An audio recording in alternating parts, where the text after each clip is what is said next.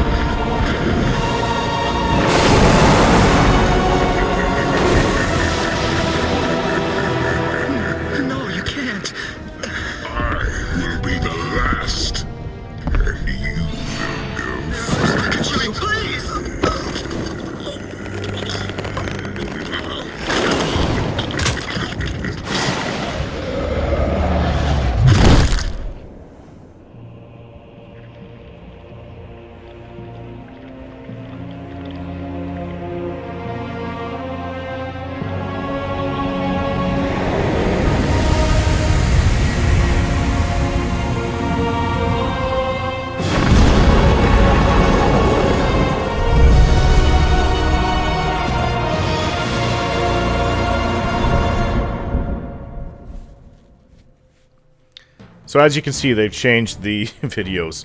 It's, yeah, it's just like a slideshow now. It's okay, but I understand why they did it, because if they actually use the old videos, they'd be very pixelated. They're just very old. You realize this game came out in 1998, so that's where they'd have to get the videos from that time, and it would just look awful. I've seen it. I've played it just last year, actually, I think, before I started putting up videos on my channel, with the old Baldur's Gate, the original one, modded, with the same mods, actually, that are going into this one, except for Aerie, the Aerie mod, BGE Aerie. Yeah, and it looked pretty bad. It wasn't bad back in the day, but just with, because I played it where I had the Baldur's Gate 1 and 2 put together in, it's called BGT, Baldur's Gate Trilogy, and, it enhanced the user interface and everything like that, so it was pretty slick for today's, within the last 5 years. It looked good compared to the original Baldur's Gate. Characters were smaller. It all just looked good for Baldur's Gate 1, but then you see the movies and they weren't... They're classic. If you really love Baldur's Gate, they're good, and I do. I actually prefer them over the slideshow, but I don't know. We're gonna go with something new. And anyways, I actually did have the option of replacing the slideshow with the old ones, but I chose not to. Okay, so this is a Let's Roleplay from the character's perspective, so that's how we will play it. And I have in mind a character to play. Unfortunately, I have about 500 different pictures, maybe 600, quite a lot. So it will take a while for me to go through all of that. Okay, new game. I have not played this Enhanced Edition, period. So there's going to be not a huge change, but there's going to be little changes here and there, and I'll notice them because I played through Baldur's Gate 1, 2, and Throne of Ball through so many times. Not so much Throne of Ball, a couple times for Throne of Ball, but this game, probably finished about 4 times, and Baldur's Gate 2 Shadows of Am probably finished it completely 3 times, maybe. So yeah, Throne of Ball, I finished it just the 1 time, actually. I got close to finishing again, but I guess I got bored of it. Now, let's create a new character. Gender, I'm going to go with male. Okay, so here's So there's a lot of other pictures thrown in with the all the portrait packs. Oh, this one surprised me. These are actually pretty well done. I think that this is from one of the artists. I think they took real faces, and I think it's a woman, and she changed them up. It's pretty good, actually. The real people's faces. A little bit bright. But see, some of them are actors. If you might recognize him. But yeah, I'm gonna have to go through them. There's tons of pictures overall. So I'll be a moment. Alright, I have the photo. Goes with what I've chosen to be. Now, erase. Okay, so Galedron is the name, and he will be a half-elf. They have, of course, this is all the min-maxing part. So you have to understand when I go in and out of OOC and in character. For the most part, I will say just in character stuff. But if it's really blatant, like, holy crap, I can't believe that this game did that to me, or something like that. Obviously, you know it's in OOC, or if I'm complaining about something in the UI or anything like that. So sometimes quite often I'll even say that I'm talking OOC. Okay, so that's out of character, OOC. 30% resistance against charms, sleep magics. He has infravision, which means I can see in the dark. And 10%, ooh, I didn't know this. Open locks, plus 5% find traps, 25% pickpockets. 10% move silently, and oh, wow. Half-elves are a mix of human and elven blood. They are handsome folk with good features from each of their parents' races. A half-elf has the curiosity, inventiveness, and ambition of their human ancestors, and the refined senses, love of nature, and artistic tastes of their elven ancestors. Okay, so let's go over the basic parts of Galedron. He's a half-elven male, 19 years old. He's well-read, and during his youth, and up to this day, dreamed of being an adventurer and not stuck in Candlekeep as a scribe. He loves his adopted father, Gorion, since he raised him with respect and always instilled within Galedron a sense of value. He was also taught to be respectful of people and the rules. Regardless, Galedron developed skills in sneaking off and being unseen when he chose to, though not always successful, and Gorion had to discipline him several times over the years.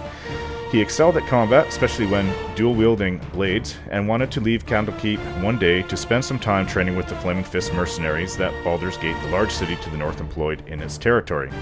Galedron always got along great with his friend, Imoen, and they regarded each other as brother and sister, as they were raised in the same place and were virtually the same age. It was in fact Imoen who led Galedron into the thieving arts to begin with, despite Imoen's predilection for books and practicing magical cantrips. She and Galedron practiced sneaking and breaking into chests belonging to guests at the inn, though they never stole anything of value and were never caught doing this. Alright, so that would mean multi-class. Fighter Thief. This is actually my favorite class combo for my hero in Baldur's Gate. Keep in mind, this is going to be a very, very long Let's Roleplay. Well, it's going to continue on. It's going to be going into Baldur's Gate 2, Shadows of Am, and then into the Throne of Bhaal, so it's basically like a trilogy. I could separate this one from Baldur's Gate 2, I think, with the Let's Roleplay series, but Baldur's Gate 2 and Throne of Bhaal will be into one. Okay. I think, or I could change that in the future. I'll decide future time. So, Fighter Thief. This character can use the abilities of a fighter and a thief, though they cannot use their thieving skills while wearing more than studded leather armor. They may specialize in, but not master any weapon they can use. Okay, alignment. You are to choose your alignment. Your alignment will determine how your character should interact with his environment. Read over each carefully before choosing. If you stray severely from your alignment during the course of the game, there will be consequences. That's interesting. Would they change it? I don't know if they would change that, actually.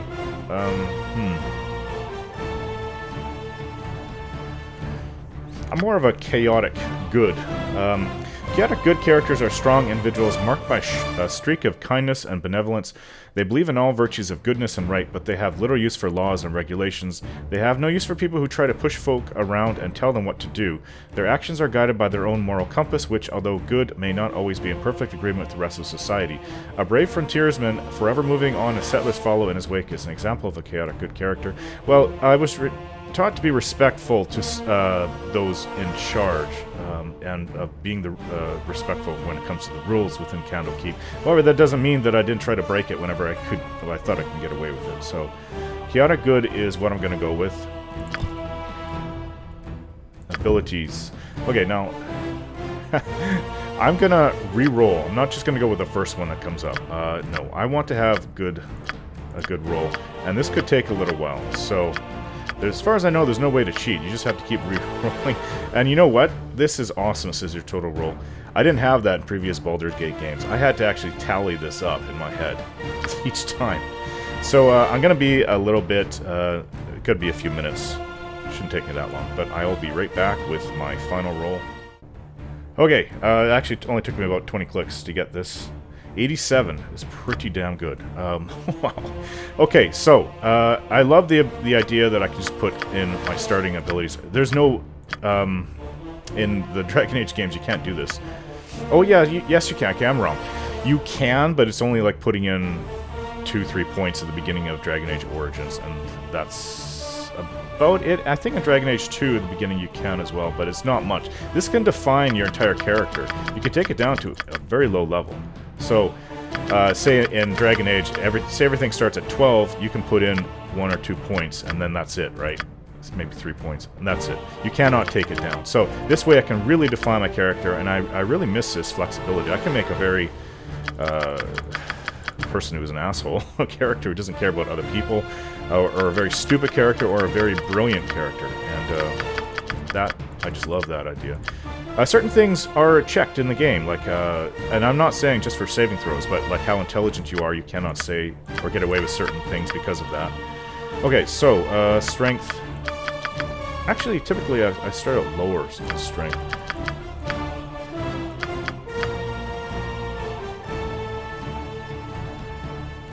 So all the points have to go somewhere else, right? No, they go up here to a spot. Charisma.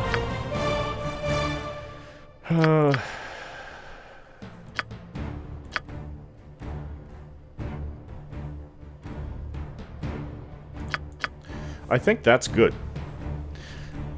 Now, the Baldur's Gate games go on, what is it, the 2nd edition rules, so they're different than what I'm used to in 3rd.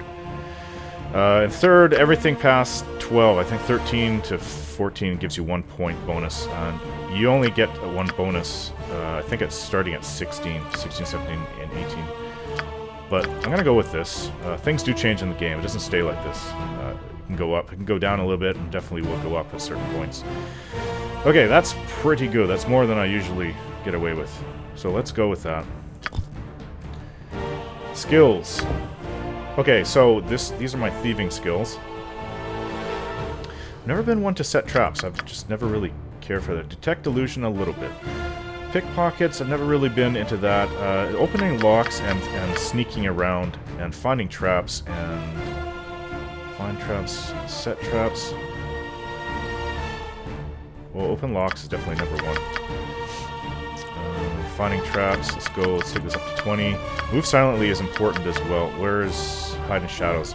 These should complement each other, actually. Detect illusion, set traps. Detect illusion is important a little bit, not that much. But open locks, 35 to start. You know what? I'm gonna go like this. I'm gonna put more into open locks. These two are good. I actually wish... Actually, I'm gonna go like this. I'm gonna put these at higher level there. And find traps, I'll have to improve that in the future, as with everything else. But open locks at 45, move silently, and move in shadows at 30 is great. Complements my backstory as well. You have been given proficiencies to start with your character with. Okay. So, longsword. Let's see. 2 single weapon, 2 weapon style. That was not in the original Baldur's Gate, actually. I was worried that it wouldn't be in here. Apparently, because you couldn't dual wield. They put that in Baldur's Gate 2, not the first one. Mods, of course, introduced it back into it, but I'm very glad that the Enhanced Edition fixed that up. Okay, so, longsword.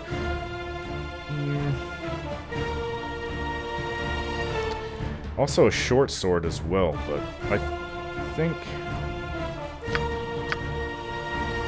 I'm gonna read this. What does it say for 2-weapon? We'll reduce with the main hand weapon and 6 with the offhand weapon.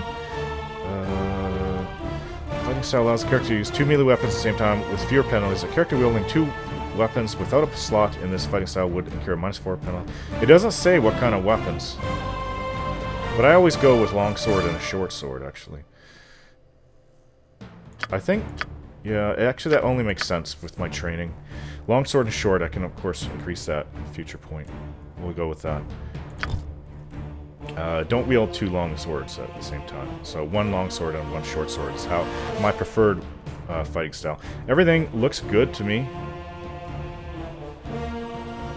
Appearance, going back, it's very basic. Well, let's try to make his appearance go, his hair. It's actually like my color here. Skin looks fine. Go back. Okay, I guess it wants me to choose one. Now that I've chosen, I don't even know where the choice was, so is this it?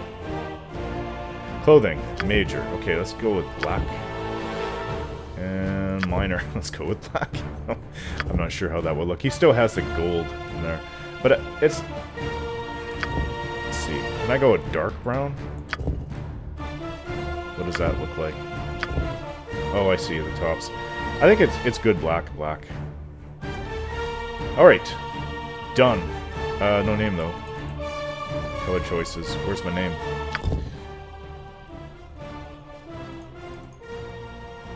Okay, so I have to choose, Death to you all! I hated that one. Your life ends here. Sounds like the same guy. Time for a bit of the rough and tumble. You got this coming! Let's give them a right thrashing. Get over here! Let's give them a right thrashing. Oh, man. You got this coming! If nobody else is gonna step up, why not? Ready for that nap any time now. What's it gonna take to get a little action around here? Let's give them a right thrashing. Well, of course. I grow torpid and require slumber. How tedious all this becomes. Get over here! Right then. That's it, you don't want my hand. Death to you. As it should be. I must rest my eyes a while. Your life ends here. I alone belong here. Time for a bit of the rough and tumble. They're all horrible. Onward! I think this is the one I usually go with, the default. I feel this is my rightful place. I will require Yeah. I should be more productive with my time. Actually, I think I was thinking about creating my own, through my own voice, but would you even be able to hear it? Apart from me narrating throughout everything? Okay, so, what about a name? The last one. Galedron. Done. Okay, so he's completed. Hit that. Start over. Oh, you can even put in your own biography. Well, I already read everything. This is something I could read right now that's come stock with the game. Drawn to the clamor of the forge at an early age. No. Quite skilled at working the monks. I already went over it. I could change this, actually. One moment. Okay, so I have fixed it up with putting it into the game with my own backstory. There are some parts here that were part of the original game. Inspired by your foster father's tales of ironclad heroes, however, you know you would much rather swing a blade than stay inside all day and study. One of the Watchers has been kind enough to take you under her wing and has trained you in the basics of the deadly arts. You yearn to leave the safe walls of your library home and venture forth along the trade way, a trusty weapon at your side. I think he's completely done now. Okay, I had a very nasty crash. One of the mods had...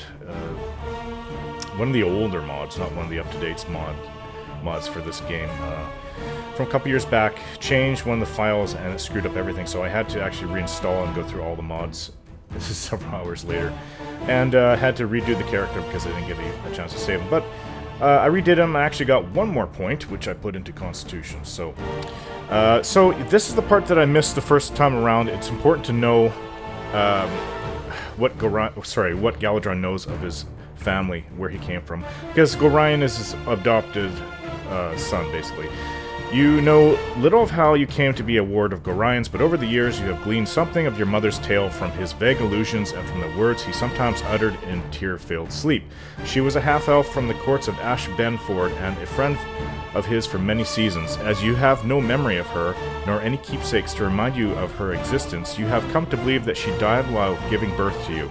Perhaps it was the pain of such a parting that led Gorion to cloister himself within the narrow halls of Candlekeep and raise you as his own. Of your father you have learned nothing. Okay, so we are back. Yeah, so I was able to put another point in Constitution there.